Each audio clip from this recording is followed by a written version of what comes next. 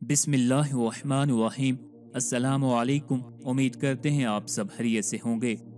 हम जो फजर की नमाज अदा करते हैं और इसमें 2 रकात नमाज फर्ज पढ़ते हैं, इसकी हिकमत यह है कि फजर की नमाज सबसे पहले हजरत आदम अलैहिस्सलाम ने अदा फरमाई। जिस वक्त अल्लाह ताला ने उनको दुनिया में उतारा उस वक्त दुनिया में रात छाई हुई थी। हजरत आदम अलैहिस्सलाम को जन्नत की रोशनी से निकालकर दुनिया की इस तारीक और अंधेरी रात में भेजा। उस वक्त हाथ को हाथ दिखाई न देता था। हजरत आदम अलैहिस्सलाम को बड़ी तशवीश और परेशानी लाहक हुई कि यह दुनिया इतनी तारीक है, यहाँ जिंदगी कैसे गुजरेगी। ना कोई चीज नजर आती है, न जगह समझ में आती है कहाँ है कहाँ जाएं। हर तरफ अंधेरा ही अंधेरा है। चनाचे खौफ महसूस होने लगा। उसके बाद आहिस्ता आहिस्ता रोशनी होने लगी और सुबह का नूर चमकने लगा। सुबह सादक जाहिर हुई तो हजरत आदम अलैहिस्सलाम की जान में जान आई। उस वक्त हजरत आदम अलैहिस्सलाम ने सूरज निकलने से पहले 2 रकात बतौर शुक्राना अदा फरमाई।